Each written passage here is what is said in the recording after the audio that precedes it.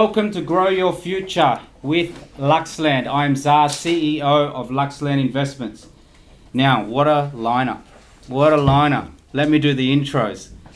CLINT CHADWICK, founder of Rig Fit Activewear and Unlimited Undies. Social media sensation with 372,000 Instagram followers. Parker Edgerton, also known as Parker PHYSIQUE, former IFBB Pro, worldwide online trainer, social media sensation with 627,000 Instagram followers. The famous Mike RASHID, professional boxer, entrepreneur, also social media sensation with 723,000 Instagram followers. Now that's almost 2 million followers collectively. I'm doing my best to hit 10,000. Can you guys give us some tips? Yeah, we give you some shout outs. Yeah. That'll help. Show some boobs. You get some followers. Oh, take my vest off. There you go. Welcome to Grow Your Future and welcome to Australia. Well, how was the weekend? You guys had the what do you call it? The Philex, is it? No, it was the fitness show. The fitness show. Yeah, so they've rebranded. I think they were the Fitness Expo or something, but they've changed it over the last few years. Yeah. Big weekend. Yeah, it was really big. I mean, it's a pretty crazy 3 days. I mean, up on your feet, meeting 70 people. It's pretty full on. You had a big relaunch, didn't you? Yeah, we had to relaunch because we were sort of out of action for a while, so we had to come back and sort of make a statement to say, look, we're back, and this is. Well, judging from the social media presence that you guys had, and I went there yesterday, it was massive. You guys had great stands, and there was a lot of presence there. You definitely made an impact. What do you guys think of Australia? I love Australia. Out of all the countries I've been to so far, outside of the United States, is probably my favorite because it's very easy to get along because everyone speaks normal English. You know what I mean? Normal English. Normal English. Because I spent a lot of time in like Dubai and the Netherlands and other places that speak English, but it's still a huge barrier. It's a bit of a gap. The conversation can't go but so far. You know what I mean? So it gets kind of lonely. You know what I mean? But I think the people here are very positive overall, really nice people, and I like it's such a especially here in Sydney, beach city all together. You know what I mean? It's cool. I like it. We've got the best of everything, don't we? Sometimes we take it for granted, us Aussies. Yeah, it's pretty lucky. You know, we're very lucky. And then where do you guys come from back in the States? You're in Miami, aren't you, Mike? No, not anymore. I'm originally from New York. Okay. Now I'm in Scottsdale, Arizona. Okay. So I'm on the West Coast. And is the gym still in Miami? No, the gym closed. I closed the doors on the gym last year. Okay. You know, I had some issues over there with an ex-partner. Uh-huh. And the business is just, is just all tangled up. So yeah. Been, a lot of pressure on me to reopen, but it's a huge undertaking. And I just happen to be so busy with everything else right now. I don't have the bandwidth right now to go and redo it in the same capacity because it's gonna take a lot. So, but it's in the back of my mind. It's not going nowhere. Yeah. So You've always got that fire. Oh yeah, for sure. I know what it's like when you've had troubles with different business partners, and if you're forced to either close down or all of those sort of things. And I really feel that those adversities that we go through have really built me into the businessman I am in today. Mm-hmm. And we'll go that into further depth in terms of the adversities and the stresses. But Parker, where do you come from? I'm originally from Virginia Beach, Virginia. About 2.5 years ago, I moved out to LA, brought my family out there, and we're currently in Los Angeles, like right outside Los Angeles right now. Okay. I was there a couple of months ago. Yeah, how'd you like it? Yeah, it's nice. I've been there before. We were at GrowthCon, Grant Cardone's event at Vegas, and we ended up driving back to LA, and it was much more tolerable weather. It was actually quite cold back then.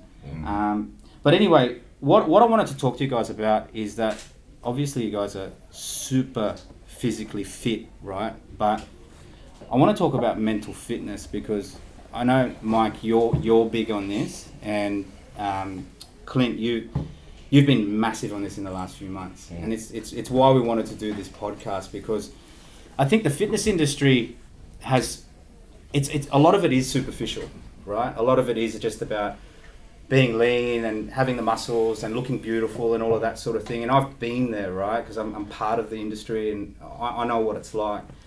But I think what took me further in business and in self-improvement was more so what happened up here and the training that I had to do up here in terms of the mental fitness and feeding the soul with the right good information. How important is it to you guys in terms of practicing mental fitness? It's a massive thing, you know, like everyone trains their body, they train their body parts, but they don't realise that you need to train like your brain. Like a lot of people will talk themselves out of doing things and you become your own worst enemy instead of realising that you can help like push yourself and motivate yourself, because at the end of the day, if you're not there for yourself, I mean, who else is going to be? I mean, you just have to be mentally strong and sort of push through whatever happens. I mean, people get to hard times in life and they can either think, oh, well, that doesn't work and try and go a different way instead of just keep focused on what you want and just push through the barriers. I mean, and you've had some difficult times, you know, lately, and you've been quite public about it as well, which is helping a lot of other people. Yeah, well, see what I was going through, because I'm in such like in the public eye. I mean, a lot of people see what I do, and when I sort of went through these struggles, I thought, well, I've got a good opportunity to be able to help other people and say, look, here it is. Here's what I'm going through, and I wanted to show that you can get through it. Do you know what I mean? Because it was hard for me to do it, but knowing that I could help other people through my struggle, it gave me more of a purpose. I mean, with business, you mostly start as a focus to make money.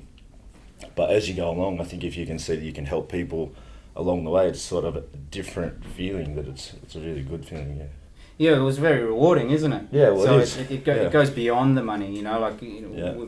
I know we've all been there in terms of having all the fancy things, all the material things, you know, the cars, the watches, you know, all of that stuff, but it's very temporary. It's very superficial. It doesn't really last that long. Yeah. And, you know, like I think once you push past that barrier where you've had it and you just go, okay, I've done that already. Now I want to actually focus on my purpose. And that's when you start training yourself mentally, right? Yeah. Like Mike, you were saying that you had some dramas with a business partner of yours, and I'm assuming that was at the gym and all of that sort of thing. So I went through the same thing here in Bondi. You know, I had a medical anti-aging clinic, and I got caught up in a drugs in sport scandal where I was forced to shut down. And it was never my intention to be a part of that sort of world, but I was dragged into it because of bad business partnerships. And that was very public for me. I don't know about you, Mike, but mine was very, very public, and it really, really tested my inner strength. And you know, it takes that mental fitness to get through it. Would you agree? Yeah, mine was super public. I mean, it was on the news, like mainstream news back in the States. And the funny thing about it is, my partner, you know, he was doing some illegal things. It had nothing to do with me. But every headline, Mike Rashid's iron at his gym. And I'm not nowhere in the story, you know what I'm saying? But that's what, nobody knows this guy. So they put my name on everything. And it actually, you know, the day that it happened, I remember everything vividly. When I got the call, I'm like, stop it. You know what I mean? It's like somebody calling you, telling you a relative died. You know it's what I mean? bad. It's bad. So you know, I dealt with that, and then I had a huge deal on the table that was supposed to go through with a huge company in China. And, you know, just my name being thrown out there and thrown under the bus, the timing was just horrible. And they messed up some business deals, you know what I'm saying? Some big deals. But, you know, it is what it is. I do look at everything as a positive, though, however. And that's why that chapter is not closed. I'm just not on it right now. But, you know, I try not to lose anything. So the fact that I close down right now, okay. I mean, people swamped, like other gyms in the area came in like vultures trying to get that space. It was real, it was ugly, man, seeing how desperate they were to get, you know. Yeah, I mean, I had 1,300 members in less than 9 months, you know what I'm saying? So they're trying to leverage off your database that you had built. Absolutely. Yeah. And that's fine, like, go ahead, you know. That didn't bother me. It just made me look at these people like, y'all not embarrassed? You know what I'm saying? But when I redo it, it's gonna be major. It's gonna be, everything's gonna be done above table, like just perfect. You know what I mean? So, but when the timing is right, I'm on it. You know, I try not to accept defeat on anything. You know what I mean? And that's a chapter that's not closed. You know, so. I love that. I love that because you've gone through that adversity and that stress, but you've also learned so much through that whole process. So now that you have absolute confidence in being able to execute that idea, probably better than you originally did it, right? For sure. So, you know, these failures that we go through tend to be important lessons in steps to get to where we want to be. Yeah. And, you know, you talk about it a lot in your videos, and that's why, like, I connect with so much of the stuff that you do. And I know you boys would probably do that as well. Yeah. Everyone's an entrepreneur here, and we can all resonate to, you know, with that. So in terms of self-improvement, which I know, Mike, you talk about a lot, we have constant conversations about it. And Parker, I'm sure you're big on it because, you know, the proof is in the pudding. What do you guys do for self-improvement? Is it, you know, is it reading? Is it, you know, surrounding yourself with the right people? Or is it a package? What's your go-to methods? I don't think it's just one thing in general. I think it's an accommodation of everything. You surround yourself with the people who you want to be around and who push you to be better. You know, of course, getting the rest and just staying focused towards your goals and remembering why you started them. So Parker, you obviously you train clients, and how many clients do you have? You have over 6,000. Wow. And what besides diet and training, do you focus on things like mindset as well? Of course, you have to. Yeah. Because if not, you can just easily get lost. Yeah. And you have to be like the master, don't you? You have to be the one who like comes up with it all the time because you've got to stay ahead of the game. That's what I find. Like we have a consultancy business here where, you know, we're constantly about self-improvement and trying to teach people to be a better version of themselves. And that means that I have to go out and go and learn new stuff all the time, right? Then I've got to bring it back in and then pass that on to my clients. And I mean, now with the power of social media, you guys have just been able to scale. Yeah. That's the beauty of the position you guys are in, right? There's no real glass ceiling with the social media. It's limitless. Because you can really reach millions of people.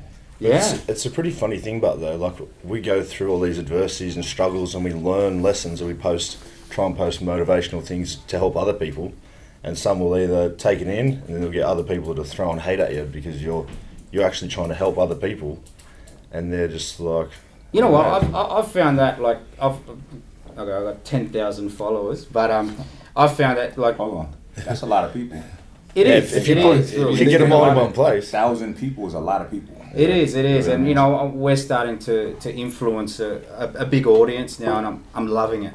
I think it's great, and you know, we're doing podcasts like this. We've got our own YouTube channel, and it's only going to grow, right?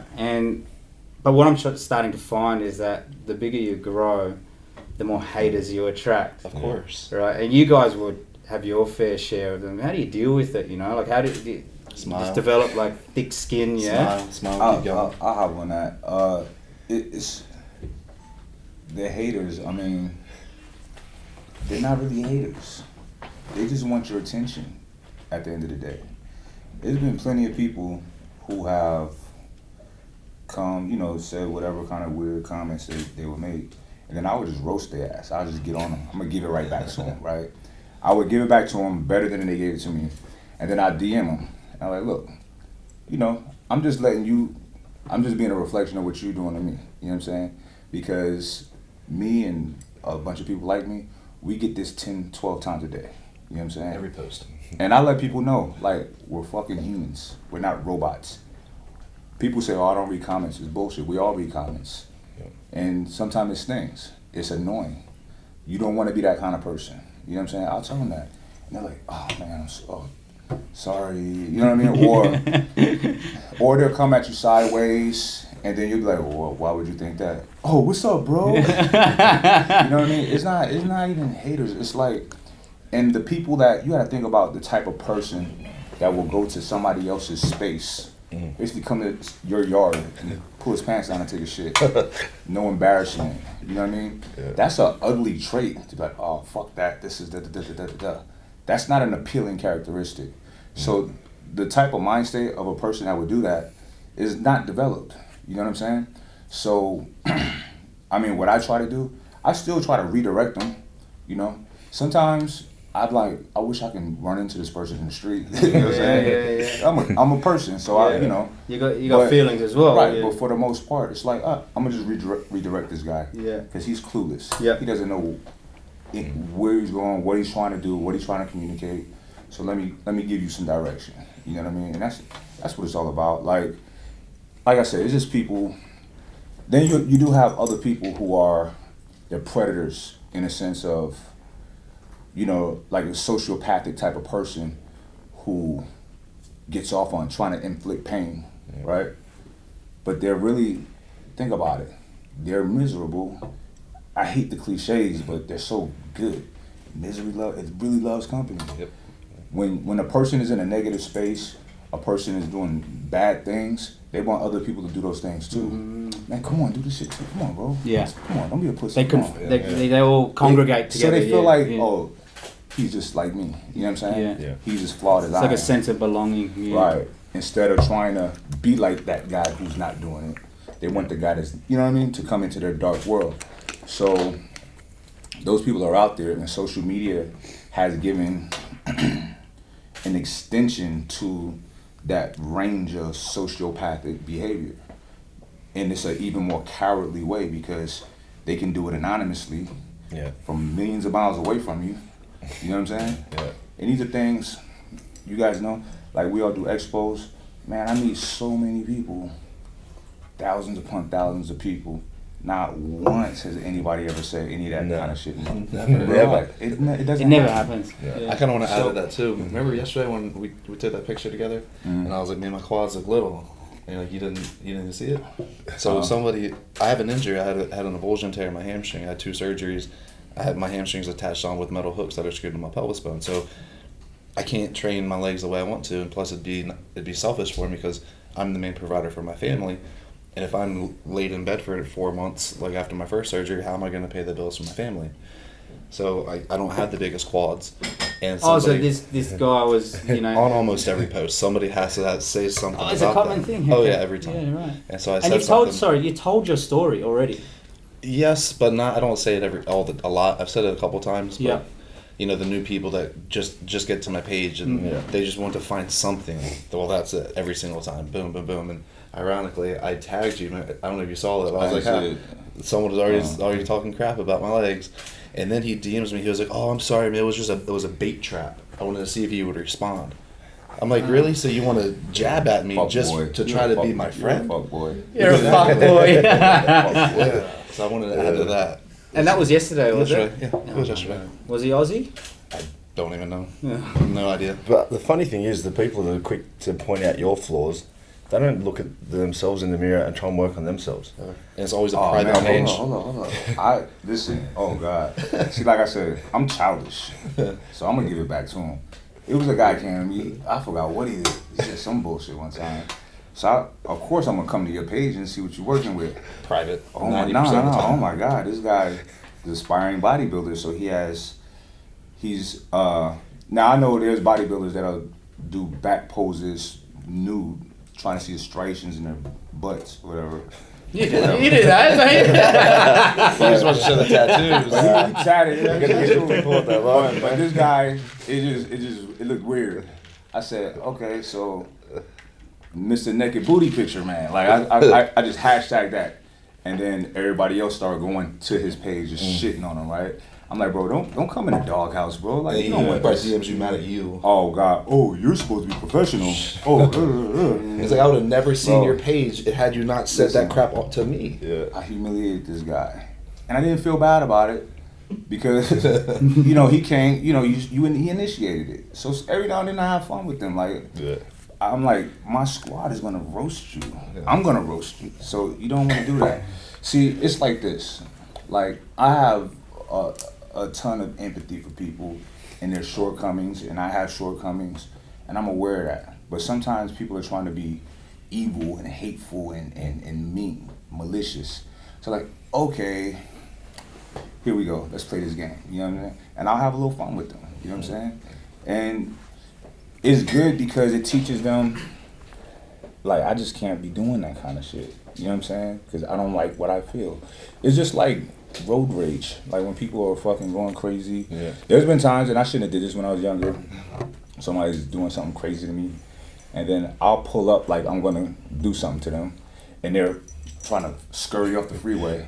I just want them to see, like, you don't do that to people. Yeah. You have no idea what kind of psychopath, who's more psychopathic than you, that you're antagonizing. You know what I'm saying? But I think with social media as well, like before social media, people, you couldn't do that. Like in person, you can't go and say shit to someone. They wouldn't. I mean, it doesn't happen. But now people have that false sense of security that they can just take out their keyboard warriors. Yeah, take it out. Yeah. But I always like put it out there, like, you feel confident. You look in the mirror at yourself at the end of the night, knowing that you would never say these things in real life. Yeah. So you take that with you at night. Yeah. See how you feel about yourself. You know what I'm saying? So. Yeah, it's a funny world, social media now, because everything's become so transparent, right? Mm-hmm. And it's a lot of people who watch this podcast. I get sometimes people saying, ZAH, you know, like, you swear too much, or ZAH, why do you even do this podcast? Like, if you're not even like selling anything. And it's like, that's exactly right.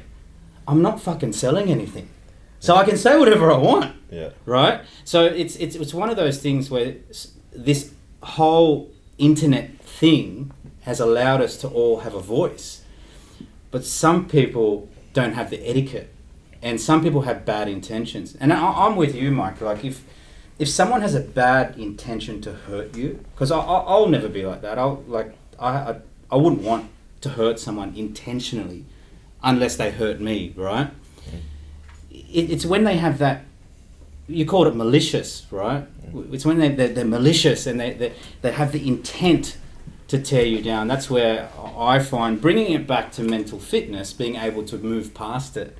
Because you guys are bigger than that. Like you are bigger than any keyboard warrior, really, at the end of the day. The thing is, people, they don't realise that they hate on us because we're doing things that they think they can't do. But if they took their energy away from attacking other people and focus on themselves, do you know what I mean? There's a lot of energy to be going on random people's pages and writing bad shit. I mean, well, look, I think what I like about you guys is that you make your failures quite public. Yeah. So people look at you as real people, because I find that, especially in the fitness industry, right? All you see is the highlight reel. It's perfect. Yeah. Everything's perfect. Yeah. And I realised when I started, because I've failed more businesses than I've succeeded at, as you would know, Clint. Yeah. And when I started documenting that and telling people about that, my followers went up. Yeah. I'm still only at 10,000, but it still went up, they right? Can relate with it. Yeah. But and failure is part of success. You Yeah. have to fail. You have to learn. You have to go through that adversity, and then when you come out, you're stronger. And you learn the lessons that you're not going to do the second time. And that's how you become successful. And that's how you build yourself stronger, isn't it? And, you know, Mike, you said that you had a bad business partner, and I've had plenty of bad business partners. I've done, I've tried to do good business with really bad business people, and it just doesn't work out. But I feel like all of those things had to happen. Yeah. To get to where I am now. We are right now. There was a reason, right? Yeah. There was a reason that happened. And it's the same with you, Clint. Like, you've got this successful brand, right? But you went through so many ups and downs. Yeah. You know, how important was it to go through those failures? Well, I think it is. Like, at the time when things happen, you think, fuck, like, do I really deserve this? And you can get into that negative thing and sort of think, fuck, this didn't work out because of that, and make excuses. But at the end of the day, you're in that position, whatever you're facing, you're the only one that can get yourself out of it. You can sit there and point fingers and try and blame other people, but at the end of the day, you're in control of your own life, and it's up to you to push through or just give up. So, man, that's the reason why you've got such a strong following, because the listeners out there listening to that, they want to hear that. They want to hear the perfect life. Like, people get jealous. Yeah. You know, they just go, well, you know, like, that's what I mean. But they see people like doing well, and they think that they've got it because of this, or they got money from that, and you just got to work hard. I mean, no matter what you're doing, you just have to do hard work. Well, and I tried to do it like I was a little bit lazy when I was running my business before, and then as I think if you can't do something yourself and put in the hours, you can't expect anyone else working for you to do the same. So I think it's an important thing for business. If you've got good work ethic, the people working with you will sort of learn from you. So I think you need that. So. You know, one thing that I get, and I'm sure you guys get it, people wanting to start a business. Yeah. And they think it's so easy.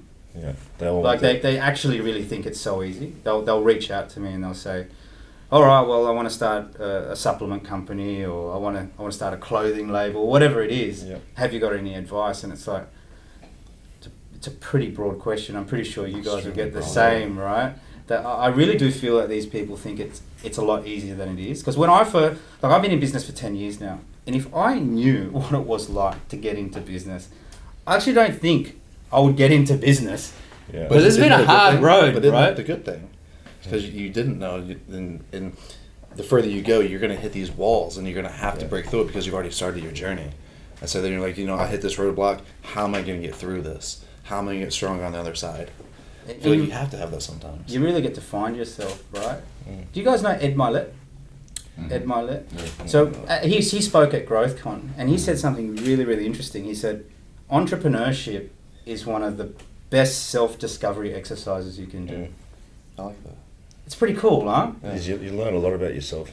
Yeah, and so those people that are watching now, or listening to this podcast, that a lot of people who have been just working in, say, the corporate world for so long, they don't get it. No. They don't get that feeling, the struggles that we've had to go through. Yeah. Because they're very routine. They're and nothing against the corporate world by any means, but you have your set schedule. You're 9 to 5. You wake up at 7. You make your breakfast. You your kids ready, and everything's just a step, and it's very routine. And then your weekend comes, and you get your free time, and then Monday the same routine, and they don't see the struggles.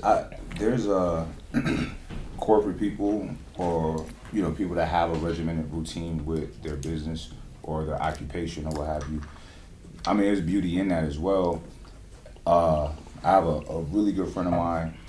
He used to have a very successful electric business, and he gave it up, become a cop, excellent benefits, paid time off. He know when his days are going to be off, no stress, and I'm like, that makes sense. I get it, when I'm over here stressed out, and you know what I'm saying? Yeah, and sounds good. Deadlines. It sounds And good. there's nothing wrong with that. And then even in a corporate sense, it's like, like me personally, with my businesses, there's things that I'm not good at, I'm not the most organized person, you know what I'm saying? I'm not one that's really good with scheduling and this, that, and the third. So I need people like those corporate people. Like you have with businesses,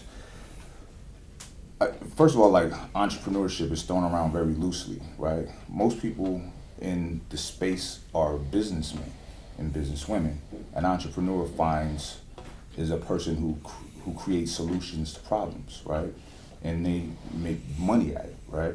So in the space, you have like a creative type of fire sparking type of person that can launch brands or businesses or what have you. But that person, 9 times out of 10, is not the best person to run that company. You know what I'm saying? You looking at him right here.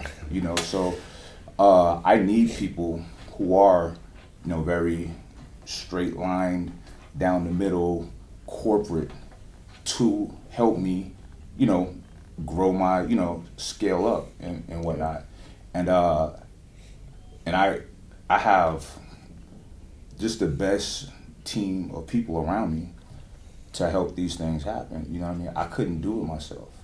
So I also often, a lot of times when I speak, people ask me business stuff, and I tell them all the time, like, look, first of all, and a lot of these younger people, get your mind off of trying to be a business owner, for one, right? Because I can't speak for everybody, but I can only speak from my perspective, how I got into business. I wasn't thinking about being a business owner when I got into business. You know what I'm saying? It was a gradual progression. And me being an entrepreneur, identifying problems, me coming up with solutions to these problems grew my businesses. That's how I started business. It wasn't a fact of, I'm tired of working corporate, I want to do this for myself. Matter of fact, my first real business was my personal training business and I used to work for a corporate gym, and the issue was I was the top guy, making sure my managers got bonuses, and I made $3,500 a month. You know what I'm saying? Yeah. I'm talking working from sun up to sundown. And you saw those numbers, and you're like, man, I can do this. You know, but it was still scary. I was on the fence about walking away from that steady check into just doing it on my own. Yeah. You know, I'm glad that I did, but I needed that experience. You know, like all of that stuff I learned in the corporate side is how I was able to have a successful personal training business. Had I not, I don't know, I would have been like every other personal trainer that I knew at the time that worked for themselves that still struggle to pay their gym rent to this day. You know what I'm saying? So, you know, I had a certain type of professionalism with it from the corporate side. And you know, I'm one of those people that's like, look, we all in the ocean. We're either gonna fucking drown or we're gonna swim ashore. You know what I'm saying? I'm not drowning. But I tell people all the time, if you got a 9 to 5, there's nothing wrong with that. Being a business owner is not the best thing in the world. You know what I'm saying? And I can break down why, like. I think we can all break that down. And the reason why I'm not pulling my hair out is because I've always employed the notion of having multiple streams of income, because, you know, I own a few businesses. There's certain businesses I'm not touching anything from. You know what I'm saying? Yeah. I gotta grow this business. I gotta build it. Keep putting money back into it. This is what people don't realize. Yeah. They might have just that one, and you could be doing, you know, $1 million in sales a year, but you can't touch that money. Mm. They're like, how can I survive? You know what I'm saying? Some people have to be working their 9 to 5 while running their business when they're off, until it's to a point to where they can give themselves not even a salary, just enough money to pay their bills and keep scaling up. It's so much to it, you know what I'm saying? So, and not only that, you have a lot of pressure on you. If y'all listening out there, wherever we at, you know what I'm saying? It's a lot of pressure. And pressure, like my man over here always say, he say pressure busts pipes or it produces diamonds. Yeah. You know what I'm saying? It busts more pipes than diamonds. And it take a long time to produce diamonds. You know what I mean? Yeah. That's why diamonds are so rare, right? So it's not as glamorous as it seems. It's not for everybody. And there's nothing wrong with having a job. You know what I mean? One mental exercise that they can practice is, if you have a job, I don't care if it's a job you don't like, work it like you love it and give 110%, give more than what's expected. The person that's writing your paycheck, be appreciative of that. I don't care how little it is. If it's beneath you, then quit. Tough guy. You know what I'm saying? Yeah. But while you're there, respect that and work your ass off. What you're gonna do is you're gonna develop an impeccable work ethic and work capacity. Therefore, when you do have your dream job or your own business, you hit the floor running. You know what I'm saying? But you gotta pay your dues. You gotta crawl before you can walk. Yeah. You gotta you gotta learn. Yep. You learn, you gotta get under people sometime. You can't nobody just walks out the womb and I'm a leader. I got this, what's up? Nah, you gotta know how to follow. You know what I mean? It's a lot of shit out there, man. And I don't want to contribute to this culture of being an alpha male, but steering people in the wrong direction, right? There's nothing wrong with being a follower. Nothing wrong with it. Just, if you're gonna follow somebody, just make sure they're a respectable person, they're a legit person, and you're getting something from it. You know what I'm saying? Yeah. You can't be a leader if you can't follow. You know what I'm saying?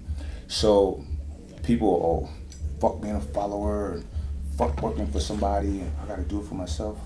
Why? Like, what do you know what I mean? We're not that important. Everybody thinks they're the star of their own movie. We probably just all extras in some janitor's movie. You know what I'm saying? That's real shit. So it's like, don't take yourself so serious, because 1,000 people liked your picture today. You know what I'm saying? It's not that big of a deal. A lot of people are liking pictures, not even paying attention. You know what I'm saying? And it doesn't mean anything. It's arbitrary, right?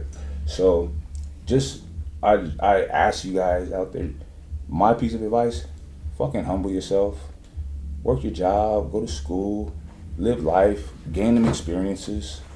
You know what I'm saying? And then as you're gonna start stumbling across ideas, and you know, something might spark that you're not even thinking about right now. You know what I'm saying? But if you have to ask somebody, how do I start a t-shirt business or a gym, or you're not ready, just stop. Yeah. Just stop. Because people that have started their shit didn't ask anybody. I know I've never asked anybody how to do this or do that. It may have taken me longer to get certain things done, but I figured that shit out.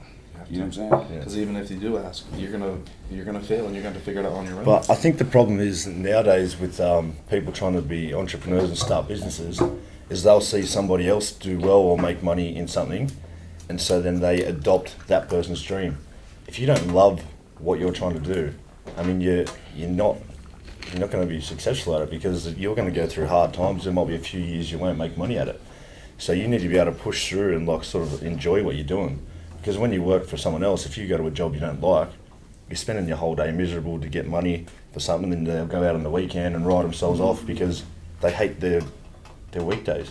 It's very short term, isn't it? Like, a lot of people think that they just want either the money, or if they go and work at the job, they think of the pay packet or the benefits first before they think about the actual purpose or the passion behind what work needs to be done. And what happens is that short-term benefit kind of fades away very quickly. And I think having that long-term mindset of knowing what the bigger picture is for you as an individual is really important. And that we're big on like long-term mindsets here at Luxland, and it's very important to always paint that bigger picture for yourself, because that will always far outweigh any negative experience that you'll have. So for me, for example, leaving a legacy for my family is one of the most important things for me. So when I'm investing money or doing business, I'm always thinking about 40, 50, 60 years from now. I'm not just thinking about how much money I can make by the end of the year, or what my annual turnover is going to be. I'm very, very long term. So I know you guys are quite family orientated as well. Like, how important is it to think legacy over just some of that? Yeah, well, I think Mike will know more than all this, and Parker as well. They've both got families, but for longevity, I think in the fitness industry as well, it's very important, because people are sort of focused on these short-term goals and what some of the stresses and stuff you put your body through. I mean, it can have long-term effects. I mean, I've been following Mike for a while, and watching him go through the diet and watch him still keep his shape and physique. That was really a big eye-opener for me. I sort of looked into it, and then instead of just being like, oh, he's doing it, I'm going to do it, I looked into all the stuff that he was posting about the benefits, and you're inspiring me. I was inspired by it, and I was like, you know what? I never thought that it was possible. I think we needed meat or needed chicken, and for me, I just wanted to try it, not just like for a week or a few days. I read about it, and I'm like, look, this is what I'm going to do, and I've stuck at it. And I think if you believe in what you're doing and you just keep trying and you stick to it, I mean, it's been a big thing for me, because I get literally no sleep, and the energy that I've got throughout the day on the plant-based diet, I mean, don't get me wrong, there'll be people out there being like, yeah, whatever, dickhead. 6 months ago I would have told myself off. But once you do it, I mean, it's a big eye-opener, you know, you're like, yeah, but since I've been doing it, I mean, I don't go out there and say to people, hey, do this is what I'm doing, but I'm just trying to share, just like Mike does, this is what I'm doing. If you want to follow it, I'm trying to help you, because it took me 29 years of going backwards, sideways to get on the path that and you I'm look on. better. You look better than ever. Yeah, well, I feel better than ever. You know what I mean? I've still got a few issues. Don't get me wrong, but when you wake up in the morning, you've got that clear head, and just your body just moves better. You feel better, and yeah, I'm not looking back anyway. Oh, that's great. That's dope, man. Like, my thing, I think the reason why there's a lot of people that at the expo this weekend. This is the first expo I've done since I've become vegan, and everybody was like, there's a lot of people like, yo, I've been trying it, I like it. I think the reason that people are open to some of the concepts that I put out there is because I don't tell people they should do it. Yeah. I say, this is what I'm doing, and this is why. Read it, look it up. Yeah. Think for yourself. Yeah. I want. How long have you been doing it, I prefer about 4 months now. Okay. But this is the thing. Last year, February of last year, I drastically reduced the amount of animal protein I was taking in. So what I would do is, instead of eating meat every day like normal, I would only eat meat every other day.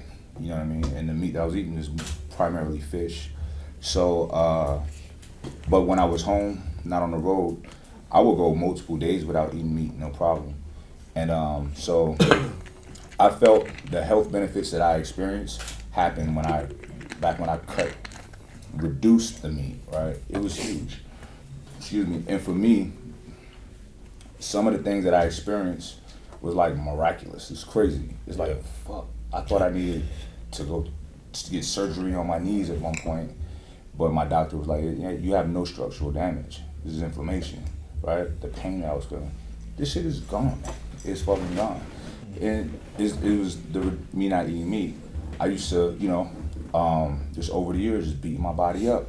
I figured this is just my life now. Like, getting out of bed was fucking like I couldn't just pop out of bed. It'd take me a minute to just peel myself out of bed. Yeah.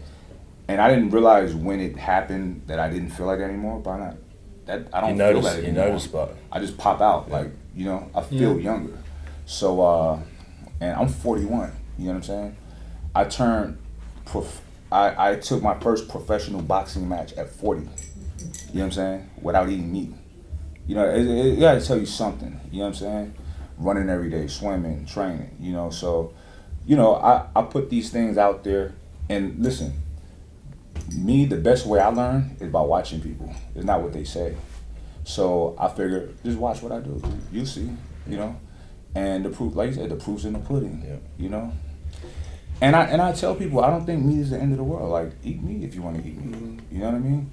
So it's not like I'm one of those people like eating death. You know what I'm saying? Yeah. I don't make it ugly for people. You're not gonna preach. Nah, I don't preach.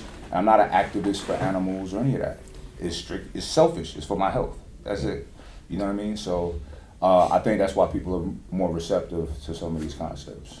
So tell me, we're back to mental fitness, right? Do you find that it gives you a bit more clarity? 100%. In the head. Yeah. It makes but you sharper. as well through the day, when your body and everything, when you just feel good and you've got like a natural energy stream throughout the day, you're not crashing and burning like you would. And so I think that just gives you a lot more mental clarity to get through the day. I think the traditional bodybuilder mentality is always to eat as much meat as possible, but that's living proof that you don't actually. But even to that, like back in 2000, I believe 12 or 13, I was eating the traditional bodybuilding diet, clean, like no junk food. Bunch of protein, animal protein, my rice and veggies. That's it. I was ripped, shredded, and training my ass off, going super hard. Ended up this one particular day I had this is when I was doing the magazine shoots, so I had like 2 shoots that day. So training my ass off for the shoot, then doing the next shoot, and then we had a video shoot later that evening, and my body just attacked me. Like, I started cramping up everywhere. It was the worst, it was the worst pain I ever felt. You know what I mean? Like, I started cramping over here, I reach over here, then over here. Like, literally my whole body is so painful. So they rushed me to the emergency room, and they started pumping me with IV, like 2 liters at a time. It was crazy. And when they ran these tests on me, they were like, yo, you have the beginning symptoms of rhabdo. And I'm like, what the fuck? How does that happen? They said, well, it's usually like I got the CrossFitters or like marathon runners, just extreme athletes. Like, it's so much breakdown of lactic acid passing through the kidneys, but also protein. Too much protein fucks you up. You know what I'm saying? Yeah. And then I started looking into it, and people that are in shape, that are muscular, that keep themselves in like that anabolic phase, is always training. Your protein synthesis is a lot better, and this is without steroids or anything, without any kind of supplements. Your body's absorption of protein is a lot better than the average person. You don't need the amount of protein that they're telling you, that they're prescribing to you. You know. Now listen, if you're trying to be Mr. Olympia and all of that shit, yeah, you need to do it all. You need it. You know, need it, yeah. you need all the cows. You know what I'm saying? But most people are not striving for that. Most people are not striving to walk around 300 something pounds in off season. You don't need it. You know what I'm saying? And I understand, like, somebody that want to be Mr. Olympia or whatever. A lot of people, you know, this is the flip side of, like, how I live and how I eat. A lot of people are like, oh, that's super unhealthy, da-da-da-da. I'm like, any sport at the high level is not healthy. You know what I'm saying? So even my sport, boxing, someone can say, oh, well, you're running, you're doing this, all this cardio. Yeah, but you're also potentially taking punches to the brain. Yeah. It's not healthy. So that's a risk that you sign up for. But if you're not trying to be, you know, Mr. Olympia, you don't need to be doing all of those things to yourself. You know what I mean? Because you want to live a short life. You know, it is what it is. So, yeah, the amount of protein that we're taking in, I don't want to get on a whole nutrition rant, but is way more than what's needed. Your body can't use but so much of it, but it's all going to pass through your kidneys. You know what I'm saying? So it's probably doing more harm than good, is what you're saying. It is. And the thing about it is, most people never get complete blood panels done. So you won't know. I didn't realize how unhealthy I was internally until 2016. I looked fine, I felt fine, but you don't know that until it's too late if you're not getting blood work done. You know what You I'm can't saying? do anything, then it's too late.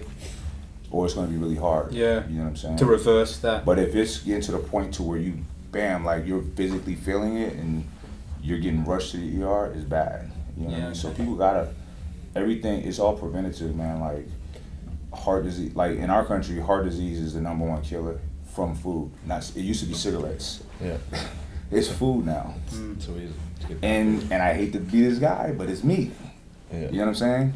So the too much, the overconsumption, it's a fast track to heart disease and diabetes and cancer. You know what I'm saying? So you eliminate that, you eliminate a huge percentage of that possibility of that happening to you. You know what I'm saying? So but whatever, meat tastes amazing.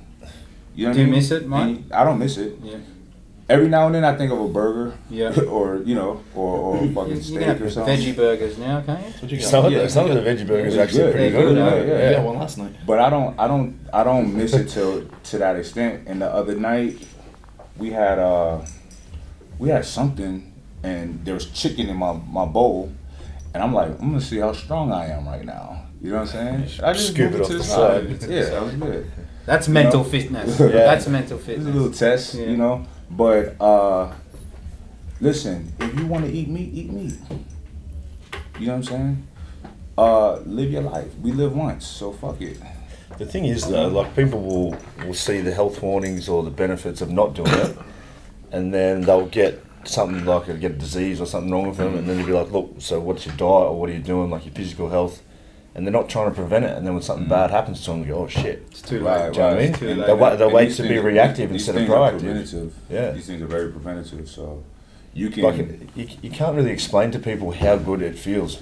Nah, they like- gotta experience it. You I tell you people have that to all the do time. it. You have to Yeah. do it. You have to try it. That's why I say to people, just try it. Right. So I mean, Mike, people can't pass judgment until you've actually experienced it. So that's why Right. I'm trying to get people, not tell them to do it, but just be like, look, Right. if you think that there's more for you, just But it's cool try when it. when they see you. Man. Yeah, they're like watching what I'm doing, and They're like, expecting you to look like a hippie. Yeah. Sucked in. You know what I'm saying? Yeah. So you guys are good So, examples yeah. of it. So Mike, mental jewels, right? I Mhm. know you've got these products that kind of complement this diet. Mhm. Tell us a little bit more about that, because I know our listeners will be interested in that sort of stuff. Okay. Well, actually, so I have a company called Ambrosia Nutriceuticals. It's a supplement company, and I guess it kind of falls into the category of sports nutrition, but it's not. I don't have pre-workouts and all that stuff. It's all like Mental Juice, for instance, was the first product, and it's cognitive enhancement. Now, there's a lot of those on the market, nootropics, and listen, I bought a bunch of them, tested them. They're just bullshit. You know what I'm saying? It's placebo, if that. what we did was, it took us about almost a year to formulate this product. And what we did was we formulated not for cost, we formulated for effectiveness. And we vowed to make it affordable, right? So it's not this company is started by myself, Mark Loblander, and Sean Torbati. We all had already had our successful businesses prior to forming this partnership. So it wasn't a money thing at all, right? It's not a money play at all. So it was a passion project to put out really good products for people, for your health. And not just good products conceptually, but effective, like damn near pharmaceutical grade, you know what I'm saying? All patented ingredients, you know, it makes a difference, you know what I'm saying? So, and that's what we did. Nootropics, Mental Juice was the first product. So we've been doing really good in this country with Ambrosia, but our staple product, Mental Juice, we're not allowed to send here yet, because it's all kind of things with capsules, and it's, you know very regulated, very regulated. So what we've been doing for the past year and a half, we've been working on a formula to make it a powder, but we've been working on the flavor, right? People don't realize how hard this shit is. Yeah, that's the hardest part, isn't it? So we nailed it finally, you know, a year and a half later. So we're going to be launching it out here in Australia in June.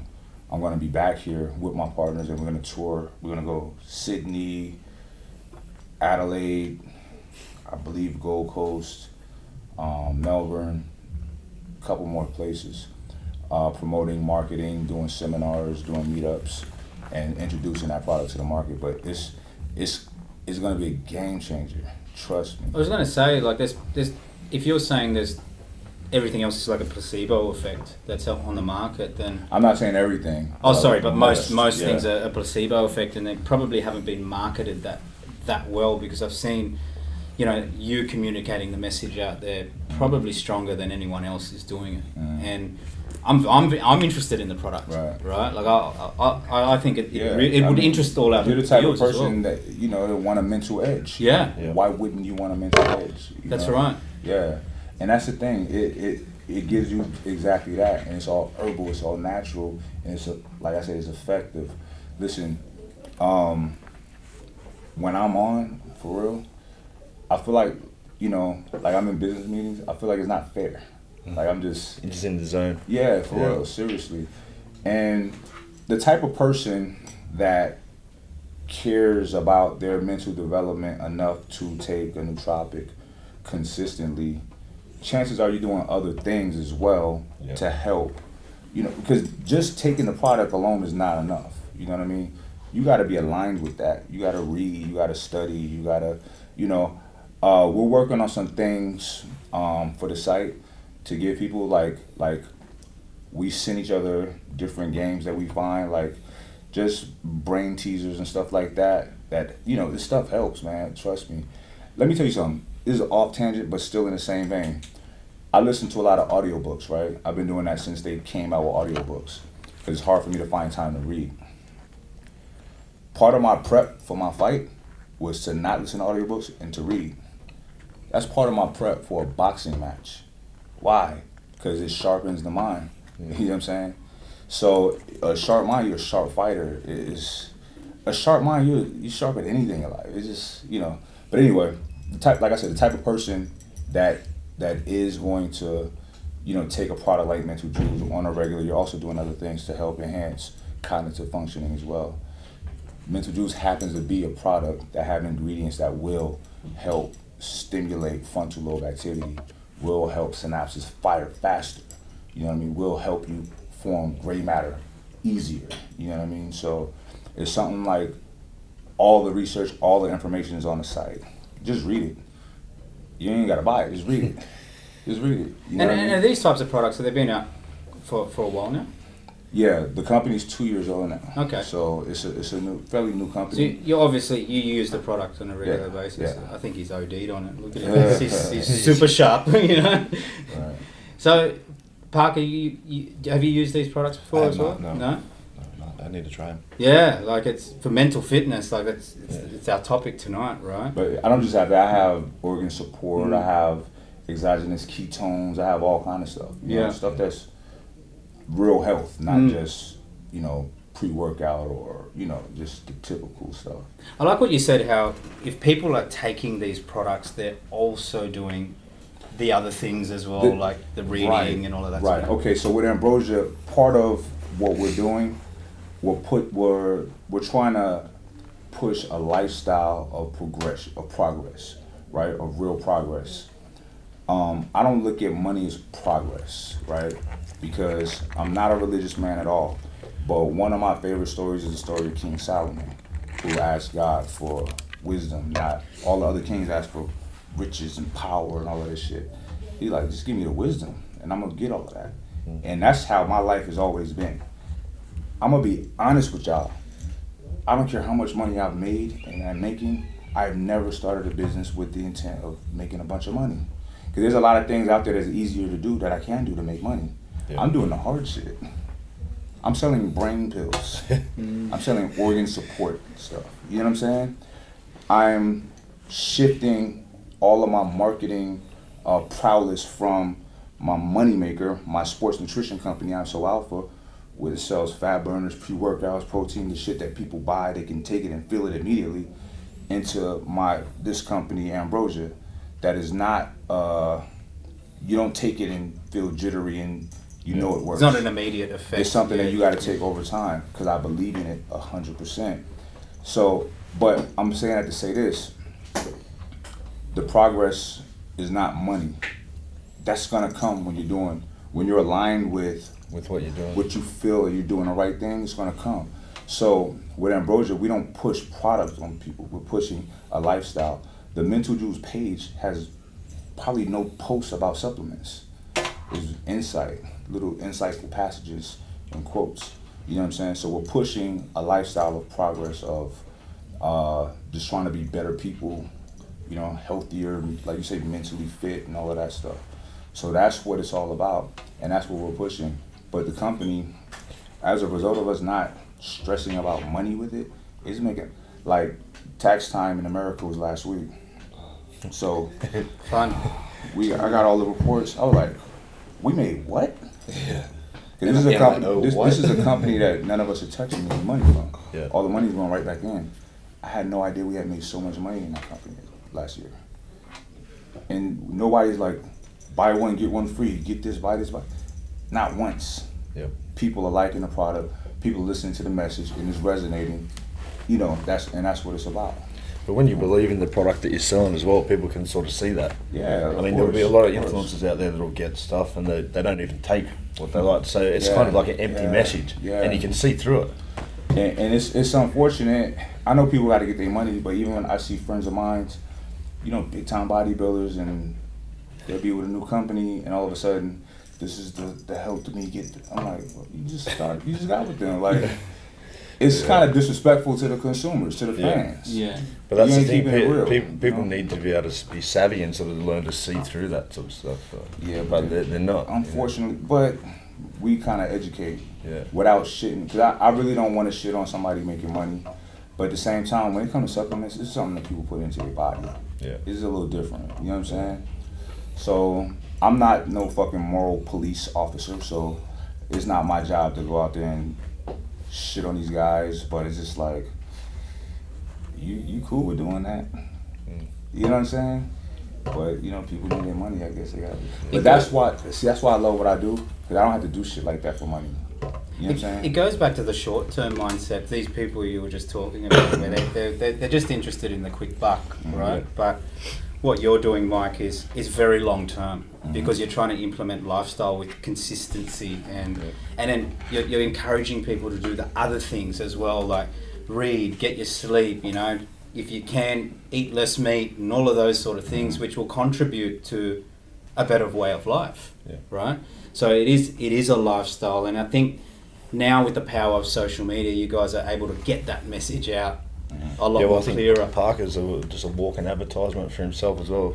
Right. See what I mean? Like the billboard. Do you know what I mean? Like, you are your brand image, or like, do you know what I mean? That's why I think people need to sort of focus no matter what your goals are in life, if you look after your physical and mental health, I mean, that's going to help you in every aspect. Do you know what I mean? People look at other people that have a good body, and some people will hate on them for being physically fit.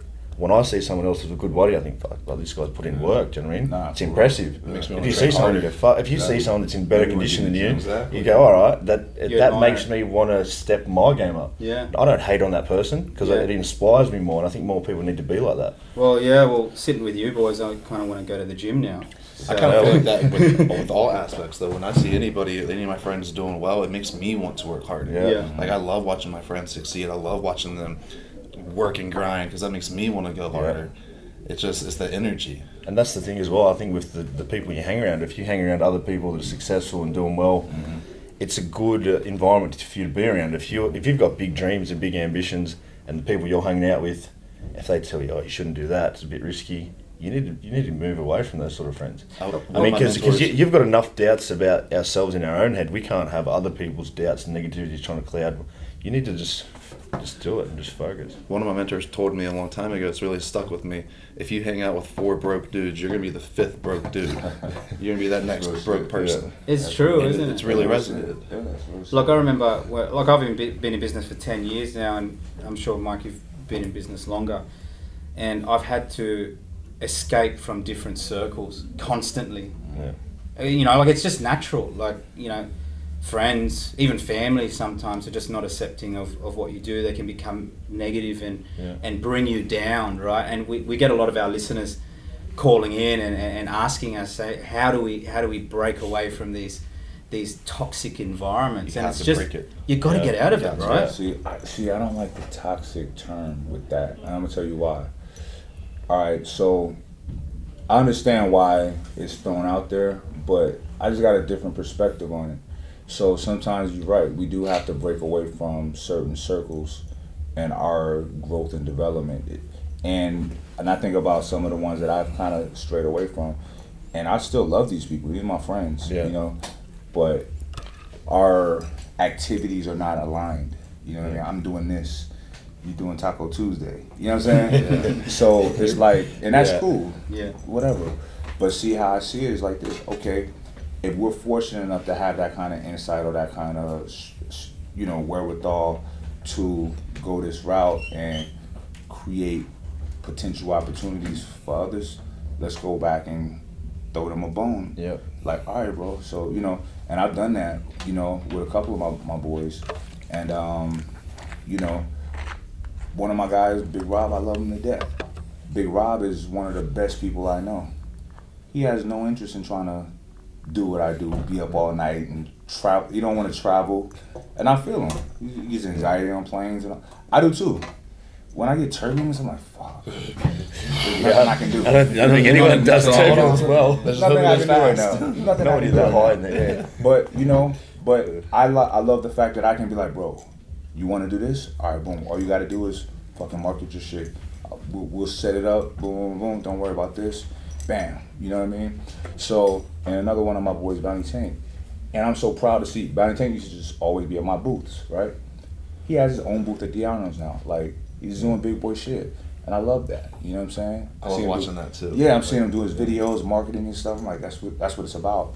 So sometimes, yeah, we do have to, you know, can't be in constant communication and hanging out and this, that, and the third. But, you know, we can, like, but they're not toxic. You know what I'm saying? They are people. We're just different. Yeah. You know what I'm saying? Even with family. And it's like, you know, my family, I'll be like, I hate family functions because everybody want to ask me all the questions. Like, I'm not here for that. I'm like, I can't just be me, like, just hang out. Right. But I get it. I'm a little bit different, you know what I'm saying? It's interesting to them. So let me hang out, spend some time and talk to them and, you know. So, you know, it's all a learning thing for all of us. And I feel like once we start, you know, the normal things, like identifying toxic relationships. Now, there are toxic in terms of people that are really negative and, you know, are being a detriment to your development. That is toxic. But everything else it's a spectrum that they don't fall into and being toxic, we need to look at that different, you know what I'm saying? And when we can do that and have empathy for their situations, that's how we grow, you know? Listen, I've been developing empathy for people who's tried to shit on me, who tried to fuck me over. It's like, when I really think about it, it's like, I would never in a million years do that to somebody. They must be in a bad space if they're gonna do that to me. This sucks. You have to try and I'm not gonna go fucking knock on their door. I'm not gonna sue. I'm not gonna break their legs. I'm not gonna anything. I'm not gonna say anything. And because I used to react all the time, and I was looking like a bully. You know what I'm saying? And I would be just as bad at, if not worse than them, at the end of the day, when they're the ones who initiated some fuckboy shit, right? Yeah. But I've been letting shit go, and what have I been seeing? If they don't adjust, they end up unraveling bad, without me saying a word. Sometimes no reaction is the best reaction. It's the best reaction. It's always the best reaction. The thing is as well, like something can happen to you, and you like someone will say something, and it'll get to you, and then that puts your day on like a different path. Yeah, man. Like you start feeling shit, you'd be angry or snap at someone else, bro. and then that just starts a bad reaction for the rest of the day. It's not easy to learn to not let it get to you, but once you sort of develop that skill, the more you do it, the easier it becomes. The easier it gets. But it's hard to do. And I try to tell people all the time, like I've been talking to people about, like I got a video we did about a week or two ago about, it's titled like, let me be clear about this alpha male thing, right? And that's part of the message. Is like, look, y'all, being strong, being a dominant force, yeah, it's gonna help you advance in life. But what's real strength, right? Real strength, okay, somebody, try to be shady with you in a deal or whatever, or anything negative towards you. Is real strength pounding the table and chastising people? Nah, real strength is refraining from that. Because it's easy to lash out. Easy to lose control. It's easy, and that's weak. Yeah. I've done it. And when I've done it, I hated myself. I think we're all guilty of it. I feel like I lost the test. Like I just failed the test. Like once you calm down, you're like, man, did I really need to do that? Right. You know you didn't need to do that. So, and when you, and I'm going to tell you, like, in like 2015, 2016, I was the epitome of what society looks at as an alpha male. Mean, aggressive as shit, just not just a fucking tyrant, right? And that was one of my most trying years personally. Like I lost my relationship. I was just a mess, you know what I'm saying? My health was bad, blood pressure was high. I was an angry, hot fucking mess, you know what I'm saying? And I know that is not the way, you know what I'm saying? Yeah. And over time, I've been meditating. I've been trying to be calm about things. Me adjusting my diet and whatnot has helped a lot. I'm not going to get into the physiological reasons and about how the gut and the mind the brain communicates.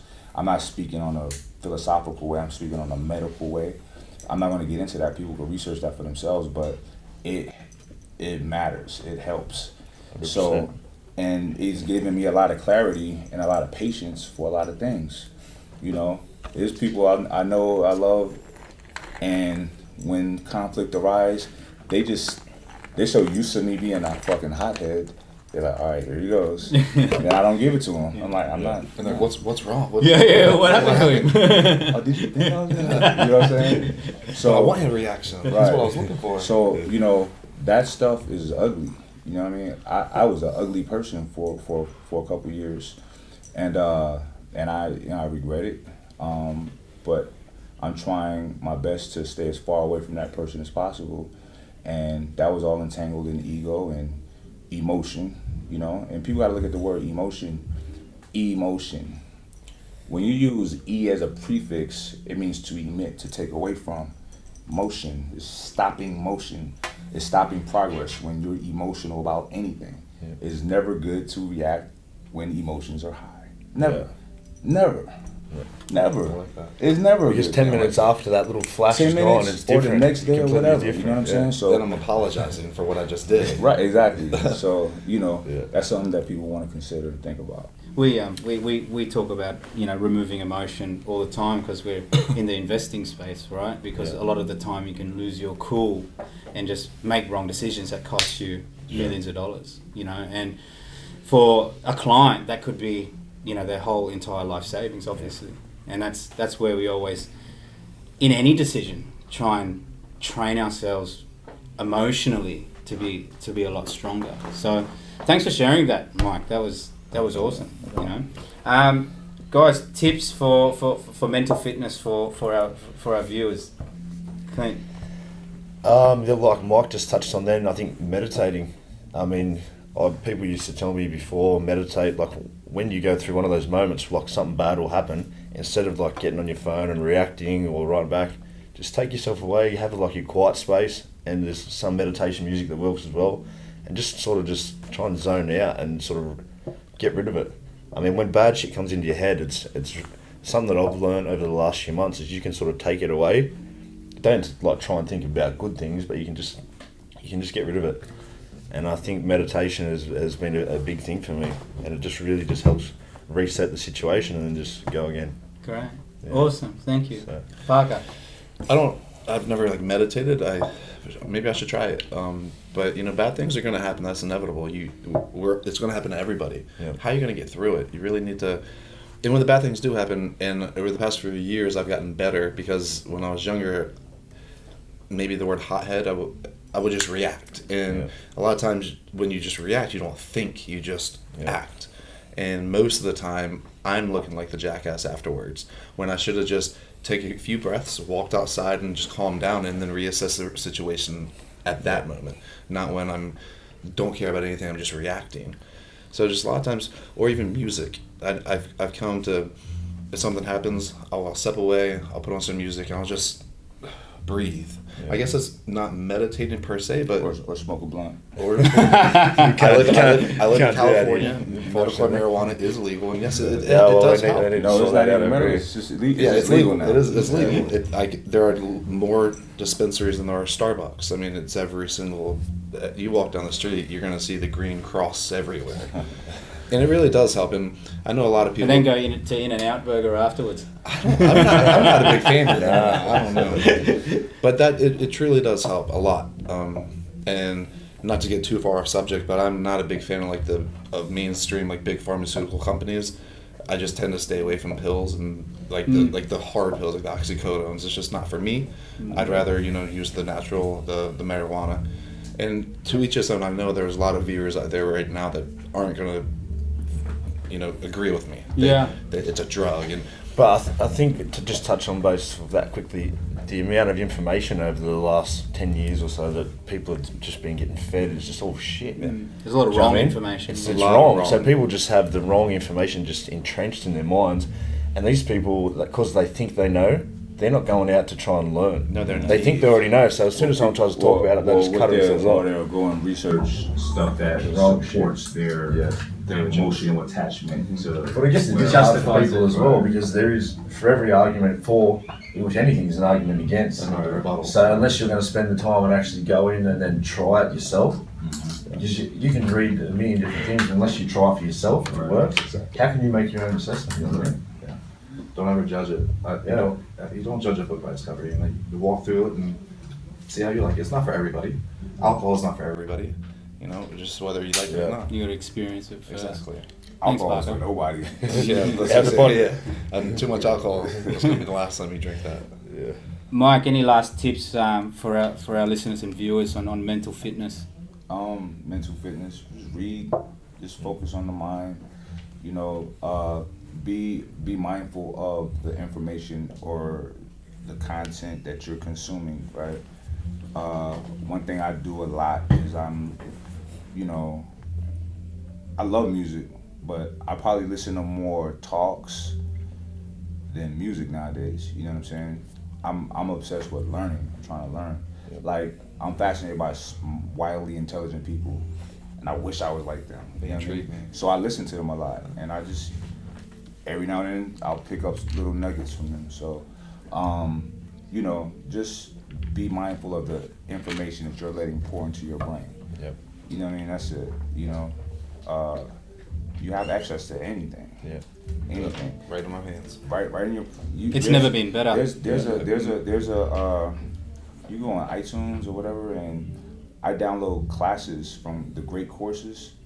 These are legit university level classes. Like, these are the classes, the lectures. Yep. You don't have to be in school to just get this stuff. Like, you know, just try to be wiser and smarter and more knowledgeable about things, and that helps with the mental fitness. You don't have to be grasping everything right now. Just try though. Yeah. And you're gonna keep gravitating towards that.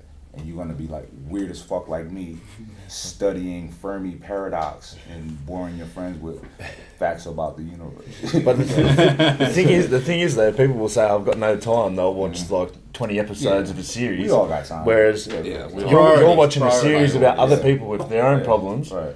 And then you got your own problems, listen to your mate's problems. Your head's just full of fucked up shit. They have no time, but they have the time to go and comment negative. Yeah, and if people's pages. Hey, if they don't got time, fuck it. Then you don't have time. Yeah. Do whatever. It's not a priority. Listen, at the end of the day, I don't care what people do. Honestly. I'm not losing sleep over you. I'm not at all. No. You know, if people want to be morons, I don't care. That's fine. Yeah. Whatever. Keep doing You it. know? Yeah, exactly. So, you know, I'm not one of them people who's going to talk till I'm blue in the face, do this and do that. I don't care. And I'm honest with people. I don't care what they do. You know what I'm saying? I promise you, I don't care. I promise. You know what I'm saying? It's cool. Like, it made me feel cool when he said that, you know, he was hearing me talk about the vegan stuff and he tried it. I like that. That feels good. You know what I'm saying? It's just like if you was to recommend, if I come to Sydney and you say, go to this restaurant, and I went and I loved it and I told you, you feel Feels good. good. About that. Yeah, Right, it feels good. Or So- go to a gym. So and, in that and not be allowed in. Yeah, in that sense, yeah, I like when people take up something that I put out there and they experience the same positive thing that I experienced. But then you start the snowball as well. Like, you've done it for me, and now I've got lots of people asking me what I'm doing, and it's just like a chain reaction. Exactly. And I feel good about it because I know that I actually really feel good. People look at me and go, wow, you're crazy or you're mad, but I feel good. So well, it's the reason why we do this podcast, right? Because we've got a lot of positive listeners out there that take away a lot of this value and, you know, go and implement it in their lives, and they come back and they tell us, ZAH, you know, like you've changed our lives. I think my tip will be, I do a lot of running in the morning. 7 days a week I'll run, and I don't do it for aesthetic purposes or anything like that. I do it purely for just setting myself up for the day. And I feel like, just like you described with meditating, where you can push those stresses aside and you can really have that sort of warrior focus, right? And then you can really kill the day. I guess that's my tip. So guys, thank you so much for coming in. I'm super grateful to have had this opportunity. I know I went for a little while, but I think our listeners got a lot of good value away from it, and I really, really appreciate it. And when you're back in town, we've got to hook up, and For sure. you know, Parker, please get in touch. And you know, we'll definitely be following you. Everyone's probably following you already anyway. So, guys, thank you. Thank you. Thanks for having me. Thanks, Parker. thanks, man. Thanks, Clint. Thanks, guys. See you next time. Bye-bye.